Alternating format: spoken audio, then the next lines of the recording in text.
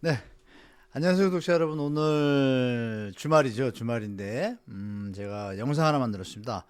3월 10일 날 발표가 됐는데, 내용이 좀 언론에 많이 보도가 안 되고, 사실 공급량이 상당한 물량이 국토부가 좀 노력을 해서 준비를 했습니다. 그래서 제 내용을 좀 여러분들이 보시면 썸네일처럼 보시는 바와 같이 국토부 역세권 9만 호 공급 발표 이렇게 제가 발표라고 썼는데요.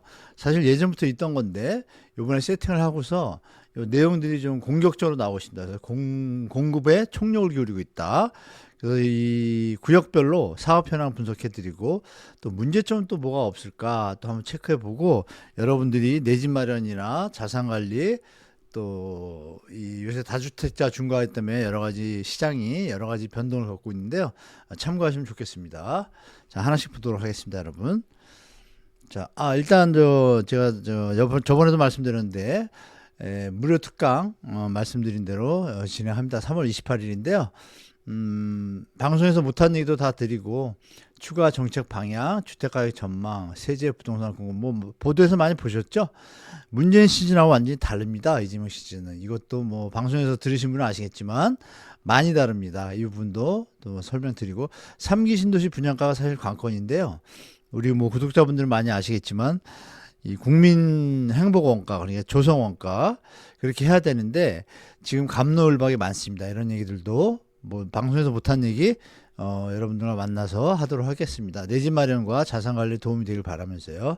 자, 본론으로 가세요.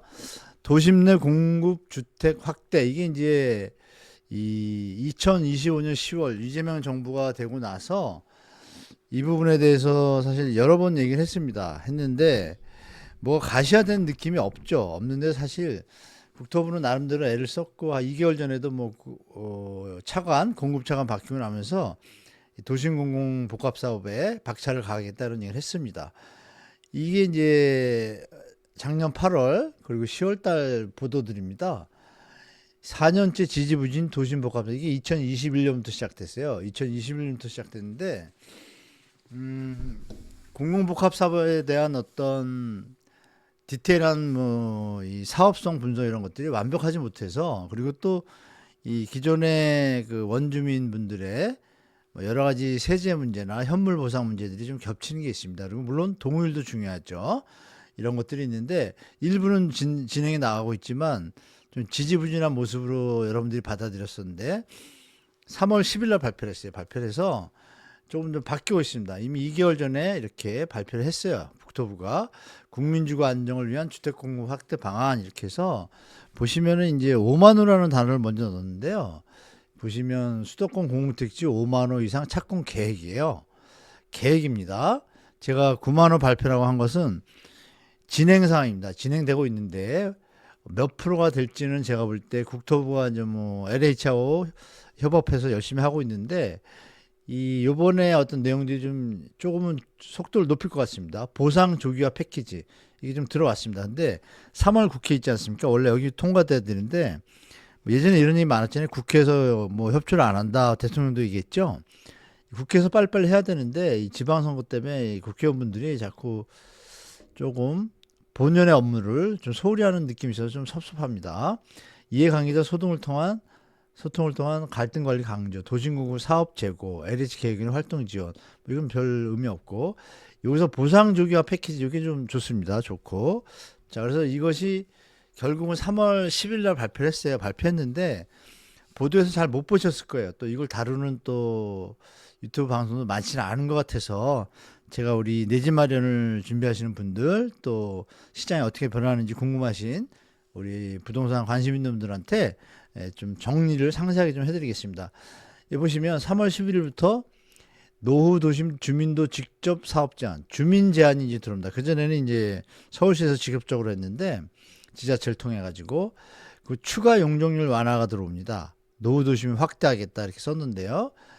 이 후보지 공모를 3월 11일부터 다시 시작합니다. 그래서 이게 한 2달 동안 할 텐데 이 부분에 용적률을 좀 높였습니다. 높여서 사업성이 좀 좋아지죠. 그래서 좀 갈 것 같습니다. 이렇게 3월 11일부터 5월 8일까지 그러니까 이 부분에서 이전에 우리 구독자분들 중에 후보지가 되기 전에 될 가능성이 있는 곳에 조금 뭐라 그럴까요? 주민 제한들이 들어갈 거니까 그런데 눈여겨 보셨다가 조금은 뭐 빌라 다세대라도 단독이라도 역세권입니다 다. 그래서 대부분이 역세권이에요. 그리고 저층주거지하고 중공업지구도 좀 있는데 일단 역세권을 타겟으로 하셔가지고 접근하시는 것도 좋을 것 같아요. 내 집 마련하는 데 있어서 예전에도 한번 말씀드렸었죠. 미리 받으시면 좀 좋을 것 같다고 이제 드디어 나왔습니다. 이렇게. 그래서 이 3월 1일 기준으로 국토부가 발표한 내용입니다. 사업 이용에 세 가지가 있어요. 역세권이 있고 제일 많죠. 저층주거지하고 역세권이 제일 많습니다. 4만 호, 4.6만 호, 8.7만 호. 근데 원래 이게 9.1만 호까지 갔었는데요. 여하튼 이것이 이제 이렇게 현재 지구가 이렇게 많습니다.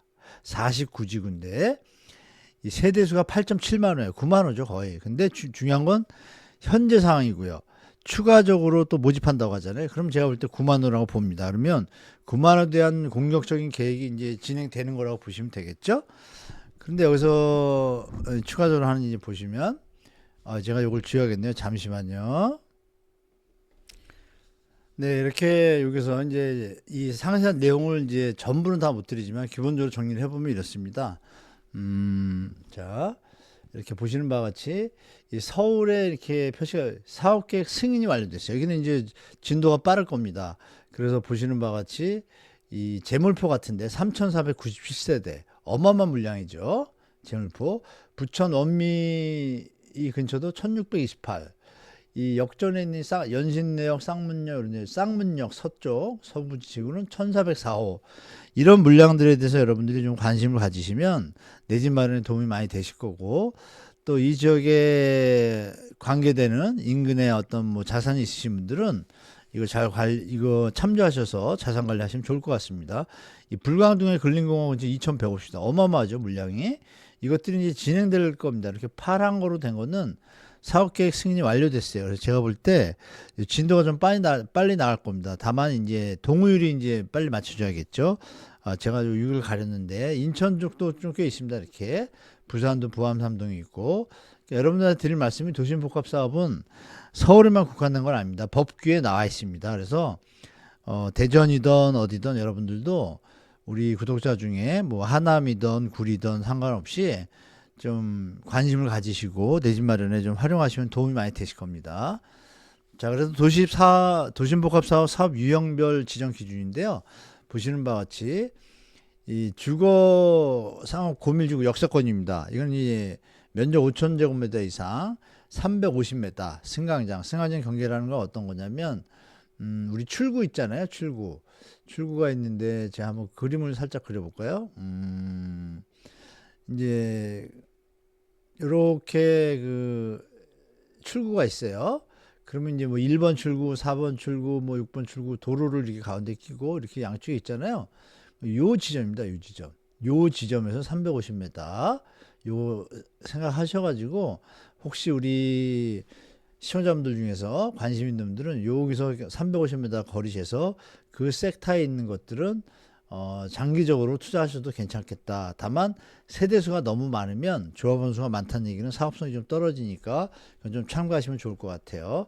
그래서 이렇게 면적 5,000제곱미터 이상 노후 건축물 60% 이상, 60% 이상, 노후 건축물 60%예요.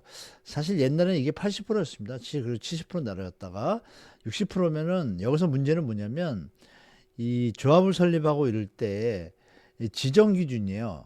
그러니까 이게 이제 문제가 오세훈 시장부터 온 이게 문제인데 지정을 하고 나서 그러면 80%가 동의해야지 이게 제대로 가고 75%가 해야지 조합이 설립되고 이런데 이 부분에서 25% 이상이 반대를 하면 진도가 안 나가요. 그러니까 이 부분이 확실히 된 다음에 하던 옛날의 추세로 바뀌어가지고 온 동네가 지금 펌핑이 된 데도 많아요. 이거 잘 판단하셔야 되는데 뒤에 가시면 사업 진행 현황도 제가 정리해 놓은 거 뭐 국토부 자료를 또 말씀드리도록 할게요. 자, 다음 보시면 자, 제가 사라질게요. 자, 2026년 도심 공공주택 복합사업 현황입니다. 국토부가 정리를 잘 해놨어요. 그래서 여기 보시면 사업 승인한 데는 노란색, 지구 지정은 이렇게 녹색, 예정지구, 그리고 하얀 게 후보지예요. 그럼 우리 시청자분들은 후보지는 이렇게 볼만해요. 아직 가격이 많이는 안 올랐을 거예요. 여기는. 그러나 이제 이미 이런 데들은 이제 가격이 좀 어느 정도 반영이 됐습니다. 반영이 됐지만 여기 보시면 동우율이 있죠. 동우율. 요걸 보시고 중장기적으로 요 체크하셔가지고 접근하시는 것도 괜찮을 것 같아요.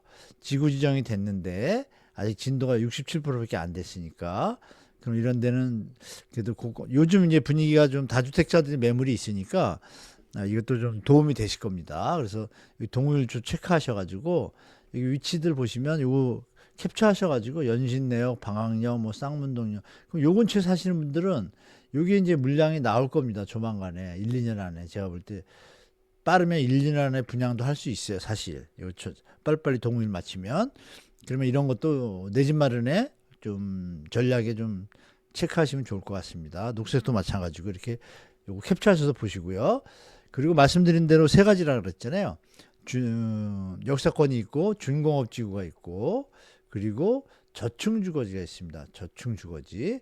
이게 이제 주택공급 활성화 지구라 그래서 여기는 사실 용적률을 120%밖에 법정 상한선을 120%밖에 안 줬었는데요. 요번에 이제 올렸습니다. 이거 140%. 중요한 것은 이게 3월 국회에서 이게 통과가 돼야 되는데 아마 통과될 거라고 예측을 하고 있는데 이거 안 하면 국회는 진짜 욕먹어야 됩니다. 국회의원들. 자, 그래서 여기도 마찬가지로 저층주거지도 다들 여기 보면 70% 많죠. 91%도 있고 이런 데는 후보진데도 91%예요. 그럼 이런 데는 여러분들이 좀 가볼만 하죠. 체크하셔가지고 여러분들이 해당되는데 뭐 신길동, 증산동, 상봉터미널 이런 데 활용하시면 도움이 될 것 같습니다, 여러분. 자, 그래서 이 도시인 복합사업 아까 초반에 제가 말씀드렸잖아요. 뭘 말씀드렸죠? 주민 제한이 들어온다. 그럼 이번에 아마 많이 들어올 겁니다. 말씀드린 대로 공모기간이 5월 달까지니까 그때까지 아마 많은 곳들이 하는데 여러분들이 좀 관심 있으시면은 여기 보시면 설명회, 공모 절차 안내 설명회를 국토부가 직접 나와서 합니다. 3월 24일하고 그죠? 3월 24일 그리고 3월 31일. 그럼 요때 시간이 되시면 위치가 있는데요. 위치가 이 강남구에서 세택 컨벤션 센터라고 있죠. 한겨울역에 있는 거. 이쪽에 가셔서 보실 수가 있고 이거 2시간 정도니까 들어가서 가서 들으시면 내 집 마련이나 뭐 자산 투자 관리나 이런 데 도움이 많이 되실 겁니다. 그리고 3월 31일 날 이렇게 또 북부권, 동실권 다 합쳐서 교원 스페 종로에 있습니다. 이거는 종로구에 가셔가지고 여러분들이 좋은 정보를 많이 받으셔서 내 집 마련이나 자산 관리 또 시장 관리에 도움이 되셨으면 좋겠습니다. 자, 이렇게 오늘 영상은 여기까지고요. 제가 잠깐 드릴 말씀이 잠깐만요. 핵심을 이제 문제점이 뭐냐면은 새로운 주민 공모의 제한 여기는요. 그 전에 된 것들은 분양가 상한제가 적용이 되는데 뒤에 것들은 분양가 상한제가 적용을 안 할 게 좀 낮추긴 낮추지만 최대한 물론 조합원들한테 저렴한 분양 그리고 또 뭐가 있냐면 이게 속도가 날 수 있다는 게 뭐냐면 예전에는 이제 임차인을 두고 있거나 이런 분들 월세 받는 분들 이런 어르신들이 많다 보니까 나는 그냥 월세 받다가 편하게 여기서 계속 살 거야 이런 분들이 많았어요. 그리고 월세 수입으로 생활하시는 분들 있잖아요. 그래서 요번에 개정안에 그게 들어가 있습니다. 임대료에 대한 어떤 보존을 해주는 거 일부 전부가 아니고요. 그러면 이제 충분히 설명을 잘 들으면 동의율이 좀 속도가 날 것이고 중요한 것은 이제 LH가 공공복합으로 하니까 LH도 검증을 해야 됩니다. 검증을. 열심히 뭐 투명하게 하려고 애를 쓰고 있고 대통령이 투명하게 가니까 그런 거 좀 믿어보시면서 접근하시는 것도 좋을 것 같습니다. 자, 오늘 방송 여기까지고 여러분 행복한 주말 되시고 정규 방송인 일요일 새벽, 월요일 새벽, 월요일 아침에 또 뵙도록 하겠습니다. 감사합니다.